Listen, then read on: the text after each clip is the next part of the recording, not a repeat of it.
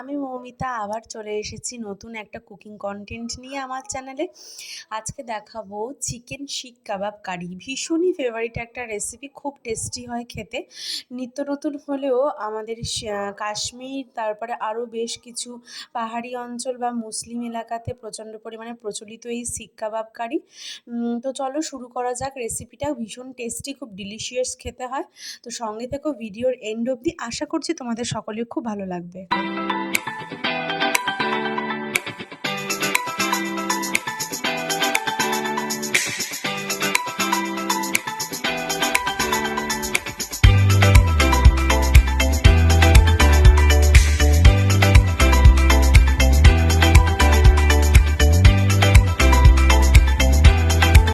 ঈদে রান্না করা খুবই প্রচলিত একটা ডিশ। কাশ্মীরেও এটা খেয়ে থাকে, গোস্তাবাও বলে অনেকে, মাটনেরও হয়ে থাকে। আমি এখানে চিকেন দিয়ে ট্রাই করেছি, চিকেন শিক কাবাবেরও হয়। তার জন্য চিকেনের আমি কিমা নিয়ে নিয়েছি, এখানে বোনলেস নিয়েছিলাম। এবার মিক্সিং জারের মধ্যে আমি এগুলোকে পুট করে দিলাম। এবার এটাকে আমি একটা পেস্ট কিমা টাইপের বানিয়ে নিয়েছি পুরো একদম। তার মধ্যে আমি এখানে পেঁয়াজ কুচি দিচ্ছি, পেঁয়াজ কুচিটাও এর মধ্যে দিয়ে দেবো, দিয়ে একটু হালকা করে ঘুরিয়ে দেবো, আর দেবো একটুখানি সামান্য জিরের গুঁড়ো। এটা দিয়ে আমি ঘুরিয়ে নিয়েছিলাম, নিয়ে আমি একটা পাত্রের মধ্যে, একটা ট্রের মধ্যে আমি এটা ট্রান্সফার করে নিয়েছি। ধনেপাতা আর লঙ্কা কুচি এর মধ্যে দিলাম, দিয়ে এটাকে খুব ভালো করে মেখে নেব।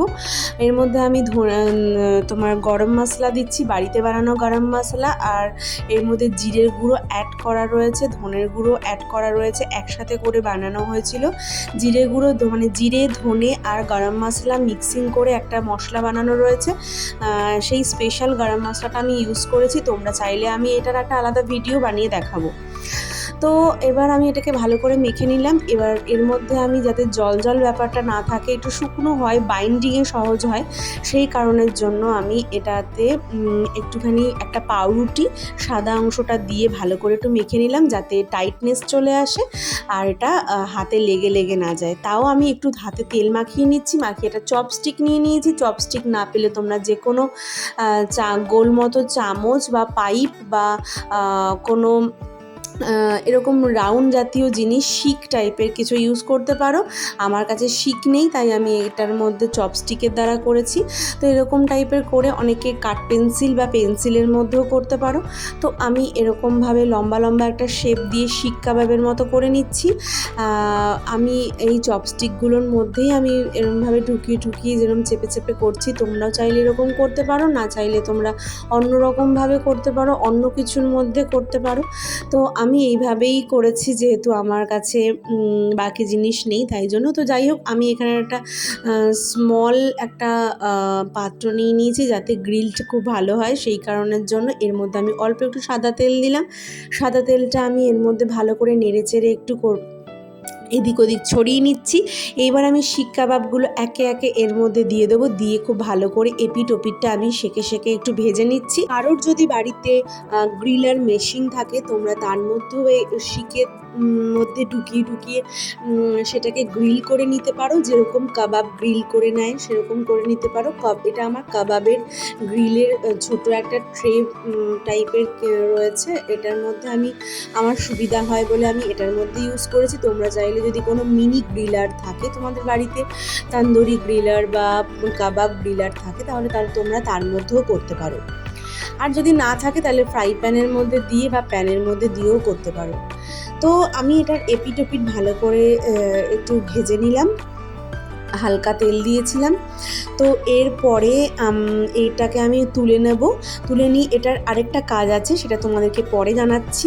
তো এটার মধ্যে করলে গ্রাফিক্সটা খুব সুন্দর লাগে, দেখতেও খুব ভালো লাগে। আমি যেহেতু ছোটো একটা পাত্রে করেছি, এই জন্য মনে হচ্ছে অনেকটা অয়েল এখানে আমি ইউজ করেছি, কিন্তু না, আমি এখানে 1 টিস্পুন মতোই অয়েল আমি ইউজ করেছি। একে একে একের পর এক কাবাব আমি তুলে নিচ্ছি। তুলে নেওয়ার পর আমি বাকি প্রসেসিংয়ে চলে যাব। আমার যেহেতু ছোট পাত্র, সেই জন্য আমি আবারও কিছুটা মানে কাবাব আমি আবার এর মধ্যে দিয়ে দেবো, দিয়ে আমি একে একে ভেজে নেব। তো আমার ভাজা কমপ্লিট হয়ে যাবে আশা করছি, তারপরে আমি নেক্সট প্রসেসিংয়ে যাব। পরের পার্টগুলো দিয়ে দিলাম, সেগুলোও হয়ে যাবে। এইবার আমি একটা বড় কড়াই মতো নিয়ে নিয়েছি, প্যানের মধ্যে আমি দিয়ে দিচ্ছি জয়িত্রী, এলাচ, দারচিনি, একটা লবঙ্গ, সামান্য একটুখানি ফ্রাই হতে না হতেই আমি এর মধ্যে দিয়ে দেবো হচ্ছে পেঁয়াজ কুচি। এর গন্ধটা একটুখানি ওপরের দিকে আসলেই আমি এর মধ্যে ব্যবহার করব। পেঁয়াজ কুচি দেওয়ার আগে আমি দুটো শুকনো লঙ্কা আর একটা কাঁচা লঙ্কা ইউজ করেছি ফ্লেভারের জন্য। তোমরা যদি ঝাল বেশি খাও তাহলে তোমরা এর মধ্যে বেশি পরিমাণে ইউজ করতে পারো। এরপর এগুলো নেড়ে চেড়ে সামান্য একটুখানি গন্ধটা ওপরের দিকে উঠে আসার সাথে সাথে আমি আদা আর পেঁয়াজের টুকরোগুলো আমি এর মধ্যে দিয়ে দিলাম। দিয়ে নেড়ে আমি এটা গ্যাসের ফ্লেমটা লো করে একটু ভালো করে নেড়ে চেড়ে এটা ফ্রাই করে নেবো। খুব বেশি ফ্রাই করব না, মোটামুটি একটু ফ্রাই করে নেবো। ফ্রাই হয়ে গেলে এটা মোটামুটি আমি এগুলোকে তুলে নেব একটা মিক্সিং জারে। এবার আমি ওটার পেস্ট বানিয়ে নেব। এবার ওই কড়াইতে আমি দিলাম বাটার এবং সাদা তেল, দুটো আমি একসাথে দিচ্ছি আমি এখানে হচ্ছে 1 টিস্পুন মতো রসুনের কাঁচা গন্ধটা যাওয়া অবধি আমি এখানে ভালো করে নেড়েচেড়ে নেব। আদা পেঁয়াজের সাথে আমি রসুনটা ফ্রাই করিনি যাতে রসুনের কাঁচা গন্ধটা এর মধ্যে না থাকে, সেই কারণের জন্য পেস্টটা দিলাম। এবার দিলাম দই, দিলাম কাশ্মীরি লঙ্কা এবং ঝাল লঙ্কা, সমস্ত কিছু দিয়ে খুব ভালো করে নেড়েচেড়ে আমি এটাকে কষিয়ে নেব। এটা যাতে একটু ভালো একটা স্মুথ গ্রেভি হয় তার জন্যই আমি পেঁয়াজটা আগে একটুখানি ফ্রাই করে একটা পেস্ট বানিয়ে নিয়েছিলাম। একটু জল দিয়ে তারপর আমি পেস্টটা বানিয়েছি যাতে যে গরম মশলাগুলো আমি গোটা ইউজ করেছিলাম সেটাও খুব ভালোভাবে যাতে পেস্ট হয়ে যায়। এরপর আমি এর মধ্যে দিলাম হচ্ছে পরিমাণ মতো নুন, তারপরে ভালো করে নেড়েচেড়ে আমি এটাকে কষিয়ে নিচ্ছি। এটাকে ভালো করে নেড়েচেড়ে কষিয়ে নিয়ে আমি এর মধ্যে দিয়ে দিলাম ধনেপাতা কুচি। ধনেপাতা কুচিটা দিয়েও খুব ভালো করে নেড়েচেড়ে দিয়ে দিচ্ছি। টেস্ট ব্যালেন্সের জন্য আমি চিনি, অল্প পরিমাণে চিনি দিয়েছি। তোমরা যদি মিষ্টি বেশি পছন্দ করো তাহলে তোমরা এখানে চিনিটার পরিমাণ একটু বাড়িয়ে দিতে পারো। এবার আমি এর মধ্যে রঙটা আরেকটু ভালো হয়ে আসার জন্য দেব কাশ্মীরি লঙ্কা গুঁড়ো আর দিলাম একটুখানি কেওড়া জল যাতে গন্ধটা একটু অন্যরকম আসে। দিলাম হচ্ছে এর মধ্যে গোলমরিচের গুঁড়ো দিয়ে খুব ভালো করে নেড়েচেড়ে এটাকে কষিয়ে নেব। গ্যাসের ফ্লেমটা একটুখানি লোতে রাখবো যাতে এটার ভেতর থেকে তেলটা ছাড়তে শুরু করে দেয় আর মশলাটা ভালোভাবে কষে যায়।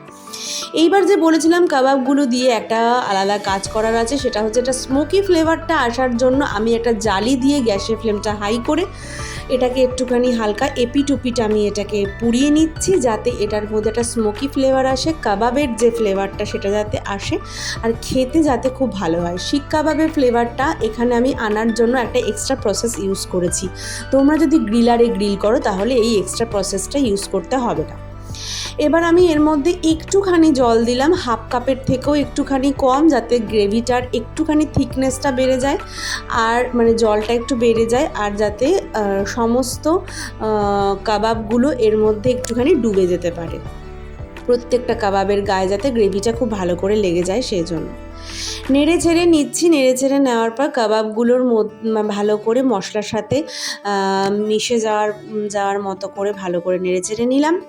নেড়ে চেড়ে নিয়ে আমি এটার গ্যাসের ফ্লেমটা একদম লো করে দেবো যাতে ভেতরে চিকেন যদি কোনো জায়গায় একটুখানি কাঁচাও থেকে থাকে সেটা যাতে খুব ভালো করে সিদ্ধ হয়ে যায় আর খুব ভালোভাবে মশলাগুলো যাতে ভেতরে ঢুকে যায় তার জন্য নেড়ে চেড়ে নিয়ে গ্যাসের ফ্লেমটা লো করে ওপরে ধনেপাতা ছিটিয়ে দিলাম। ছিটিয়ে দিয়ে এবার আমি এটাকে ঢেকে রেখে দেবো।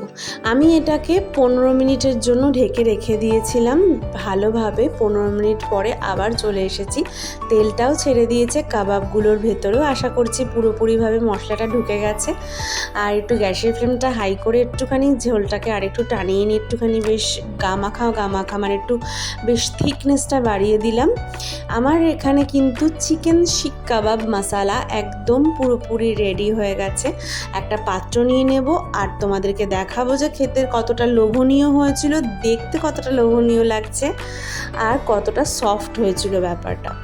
খেতে ভীষণ ভালো লেগেছিল। রুটি, পরোটা, পোলাও যে কোনো কিছুর সাথে, অনিয়ন পোলাও, ঘি pulao, butter pulao, garlic butter pulao, lachha paratha, এমনি পরাঠা, বাটার নান, এই সমস্ত কিছুর সাথে খেতে ভীষণ ভালো লাগে। কতটা সফট হয়েছে তোমরা নিশ্চয়ই দেখতেই পাচ্ছ। আমি দেখাচ্ছি ভেতরটা কতটা সফট হয়েছে, খেতে দারুণ হয়েছিল। ভিডিও এডিট করতে করতে আমার কিন্তু আবার খিদে পেয়ে গেছে। তো যারা ধৈর্য ধরে ভিডিওটা দেখলে তাদেরকে অনেক অনেক থ্যাঙ্কস, ধন্যবাদ। আবার আসবো নতুন ভিডিও নিয়ে। তোমরা আমার চ্যানেলটা সাবস্ক্রাইব এখনও যারা করোনি তারা চ্যানেলটা সাবস্ক্রাইব করতে একদম ভুলবে না। নতুন টিপস আর ট্রিক্সের সাথে ভিডিও আসবে, সঙ্গে থেকো এইভাবে যেভাবে থেকেছো। তো এখনের জন্য টাটা, বাই।